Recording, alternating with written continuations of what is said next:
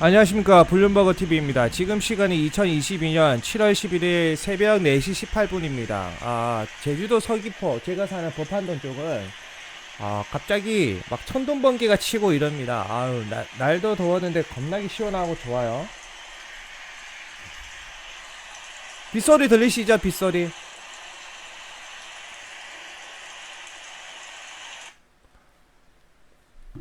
자, 이번에 알려드릴 내용은 뭐냐면 어제 제가 자기 전에 말씀드린 캐나다 그 노드스트림 1 터빈 관련 있잖아요. 우선 캐나다 측에서 여기 보시면 기한이 있고 한시법, 한국으로 따지면 한시법 개념으로 취소 가능한 허가를 했다고 합니다. 우선 터빈 관련은 보낸다는 거예요.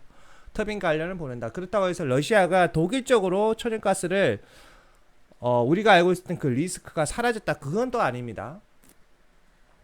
이 부분 참고를 하시면 되고, 여기가 노드스트림 2 파이프라인, 노드스트림 1 파이프라인, 여기가 러시아 용토고 여기가 독일입니다. 그러면 여기 발틱해안으로 따라서 이렇게 노드스트림 1이 있습니다. 참고하시면 되고, 이번에 또 그 참의원 선거에서 집권 여당이 압승을 했다. 개헌도 가능하다. 개헌 뭐죠? 전쟁을 할 수 있는 일본. 자, 여기 보면 125석 가운데 여당이 73석을 확보했다고 합니다. 자민당 61석, 연립여당인 공면당 12석 확보했다고 합니다. 이게 의미하는 바가 YCC 컨트롤 진행된다는 거예요. 폐기하는 게 아니라 그대로 진행을 한다. 즉 글로벌 주가는 큰 그림은 떨어진다. 지금은 기술적 반등인데 얼마나 폭등할지 그까지는 저는 모릅니다. 지속적인 모니터링만 살 길이다. 자, 유로화는 지금 1유로당 1.02달러, 즉 유로화 가치가 폭락하고 있어요. 이 수치가 1유로화당 그 달러 숫자가 내려가면 내려갈수록 유로화 가치가 사라지는 거예요. 이 말을 왜 하냐?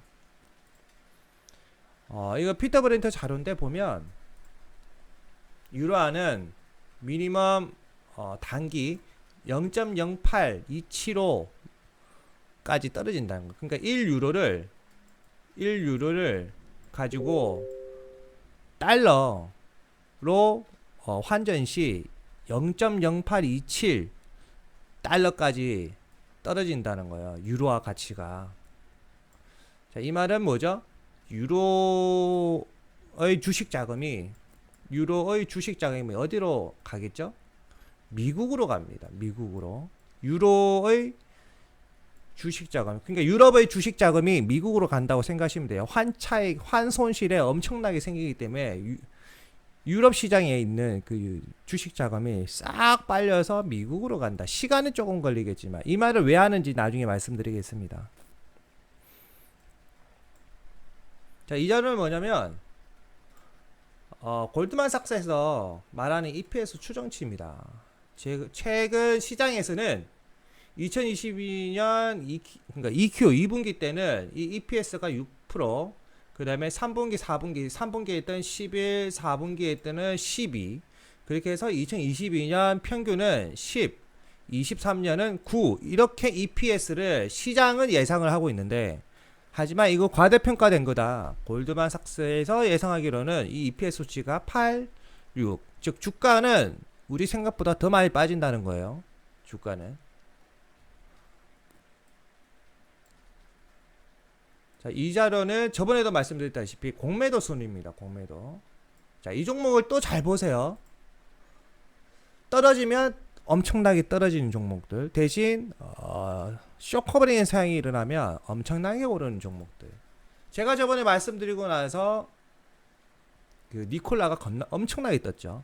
그럼에도 불구하고 니콜라 최근 공매도 순위가, 그때는 이게 니콜라가 3위였는데 이제 2위까지 올라왔어요.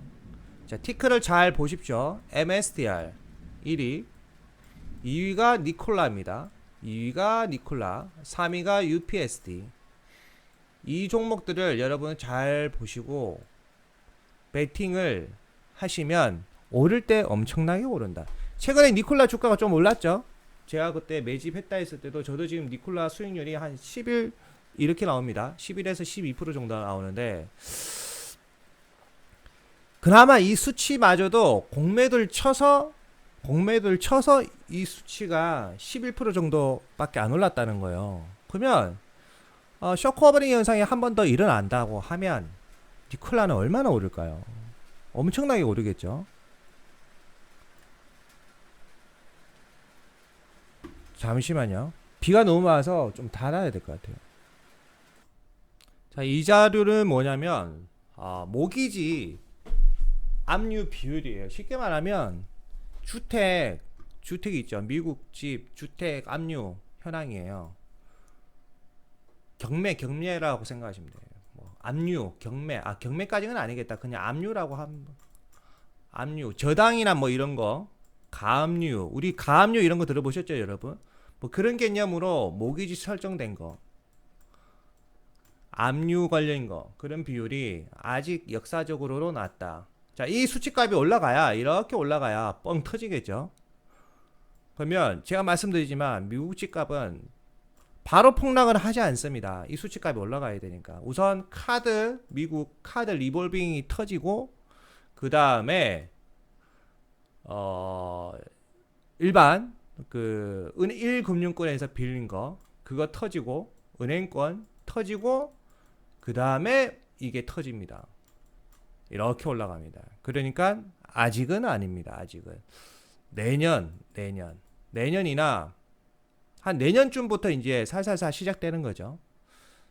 카드 리볼빙 사태는 제가 3개월 걸린다고 했으니까 8, 9, 한 10월경 그 수치값이 나오겠죠. 안 좋은 수치값이 카드 연체율이 생각보다 너무 많이 올라가는 그런 뉴스가 10월경에 나오겠죠. 미국은.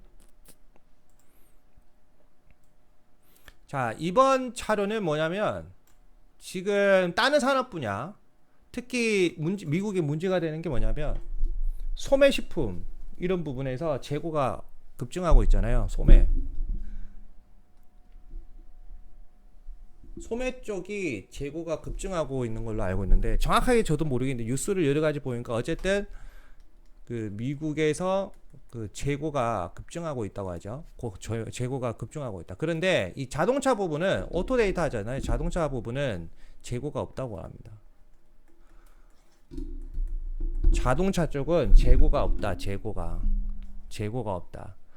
즉 자동차를 만드는 대로 속속속 다 팔린다는 거예요. 하지만 중고 자동차 가격은 떨어지고 있다. 그거는 참고를 하시면 됩니다. 자, 이 자료는 뭐냐면 독일 전기요금이에요. 독일 전기요금. 지금 전기요금이 미친듯이 올라가고 있다는 거예요. 2021년 줄라이 1년 전보다 1년 전이 대략 한 70 잡아요. 57, 35 5배가 뛰었다는 거예요. 5배. 독일 전기요금이 1년 전보다 5배가 뛰어요. 5배가. 인플레율이 엄청난 거죠. 독일은.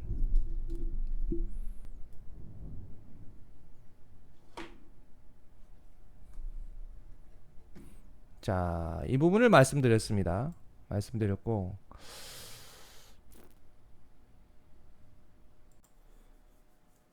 그 다음에 다른 시사적인 건데 지금 마카오 쪽 여러분도 블룸버그 보셨다시피 마카오 쪽 그 셧다운 임시적으로 했죠. 그래서 관련 회사가 여기 보면 미국 카지노 회사 여기랑 여기 그리고 여기 이 세 곳 회사 주가가 아마 엄청나게 하락할 거라고 그렇게 나오고 있습니다. 카지노 관련주 어쨌든 주가가 하락한다 이렇게 생각하시면 됩니다. 그리고 최근 지금 나타나는 현상이 조금 영상에서 말씀드렸다시피 유럽 그 자금이 빠져서 어디로 향하고 있다? 미국으로 향하고 있다. 이거는 미국 주식에 투자한 우리로서는 호재죠. 왜 그러냐? 환 손실이 엄청나다. 유로화가 더 폭락하고 있다. 얼마까지? 1유로당 1유로당 지금은 대략 뭐 1달러, 아까 다 디테일한 거 보여드렸죠? 어쨌든 그런데 앞으로 1유로당 얼마까지? 0.9 달러까지 폭락한다. 그래서 미국으로 주식 자금이 몰리고 있다. 그럼 주가는 더 오르겠죠. 오를 확률이 높죠. 그나마. 재고 부분 말씀드렸고, 또 다른 내용이 뭐냐면 지금 반도체 섹터가 더 하락한다고 합니다. 하락한다. 반도체 섹터가 장기적으로 중기적으로 반도체 섹터가 더 하락하고, 그 다음에 의료 섹터는 상승한다. 뭐 의료라고 하면 대표적으로 바이오죠. 바이오 섹터는 상승할 거라고 합니다. 나오는 이야기가 그래요.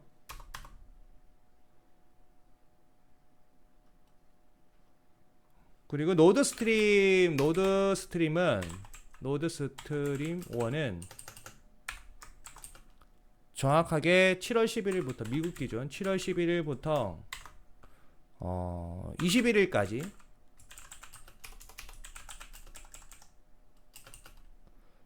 폐쇄를 한다고 합니다. 폐쇄를 한다고 하는데 이게 완전 폐쇄인지 그건 모르겠어요. 이 부분 참고는 하고 계세요. 노드스트림 어쨌든 이 리스크는 21일까지 진행이 된다. 이 부분. 하지만 여기서 더 중요한 내용이 있어요. 하지만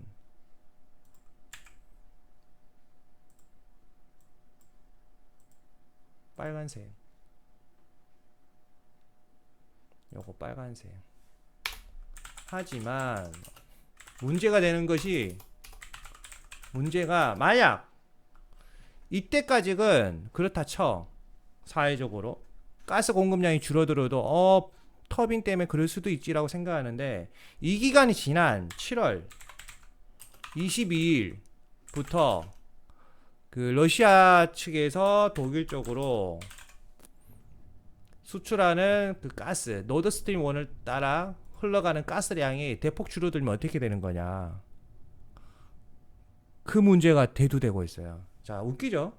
7월 22일 제가 강조한 UVXY 순환 주기론에서 이때는 UV가 바닥을 찍고 상승하는 구간입니다. 정확하게. 왠지 뭔가 이렇게 교차가 되죠. 정보값들이. 자, 그리고 제 생각은 이번 주에 많은 시나리오들이 있는데 CPI 부분을 한 번 더 디테일하게 해보면, 우선 여러분들도 보시면 아시겠지만 블룸버그에서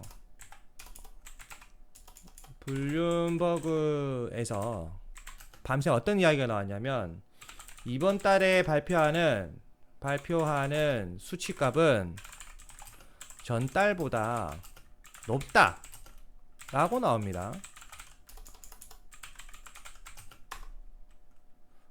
그리고 또 다른 자료에서는 제가 영상에서 말씀드렸다시피 6월 수치값이 뭐죠? 고점이다. 그런데 여기 6월의 정의가 무엇인지는 정확하게 모르겠다. 그래서 주식 캘린더 상에 제가 수치값을 한번 봤어요. 컨센서스가 어떻게 되어 있는지.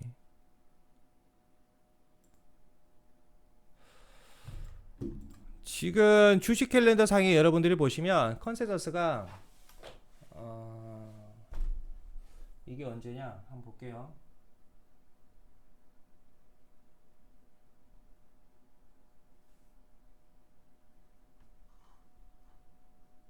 수요일이네요.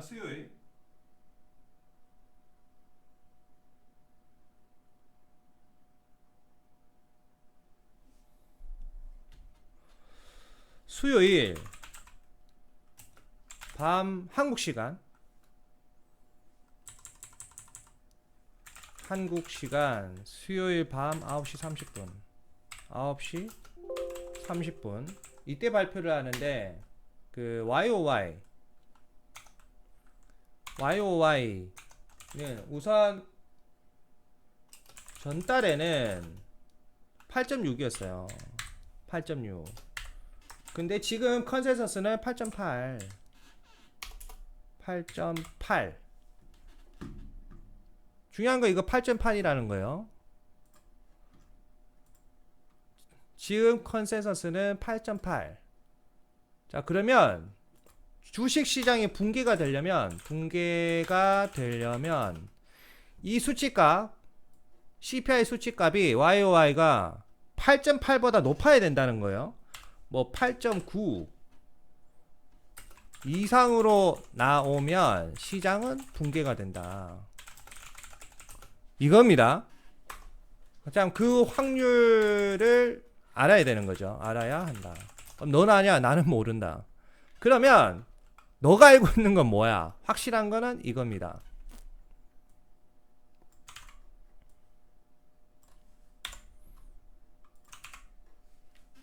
자, YOY가 시장 컨센서스보다 낮게 나올 확률은 낮다는 거죠. 확실한 것은 이 YOY가 CPI YOY가 8.8에 수렴하지 않을까 라고 생각합니다.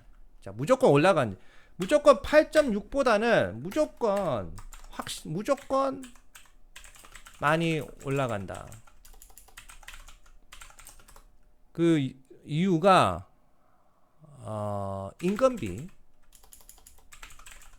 인건비랑 또 뭐가 있더라? 인건비와 가스 요금. 그러니까 이 미국에서 가스 요금이 이제 석유 요금. 이게 올라갔다는 거예요. 올라갔다. 그럼 인건비는 왜 올라갔냐? 고용 시장이 아직도 좋다. 그래서 인건비가 올라갔다. 상승했다. 야, 지금 석유 가격 내려갔잖아. 여러분, 지금 석유 가격 내려가는 거는 다음 달에 반영이 됩니다, 여러분. 자, 만약에 이때 시장이 이럴 수도 있어요, 여러분. 8.9가 나왔다 쳐. 8.9가 나왔어.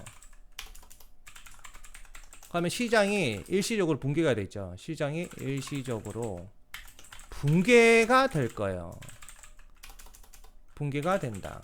하지만 우리 주식에서 보다시피 컨센서스 지금 말고 이제 발표하고 나면 다음 달 컨센서스 예측 수치 그것도 중요하잖아요.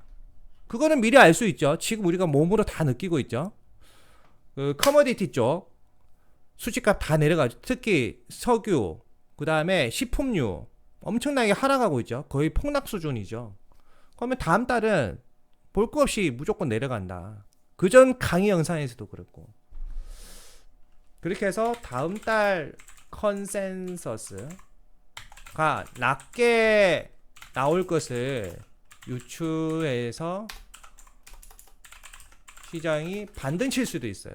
반등 칠 수도 있다. 이런 식으로 생각하시면 돼요. 어렵죠?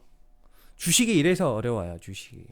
그래서 모든 걸 다 알아야 됩니다. 지금만 알면 안 되고 과거, 현재, 미래의 부분까지 다 알아야 됩니다.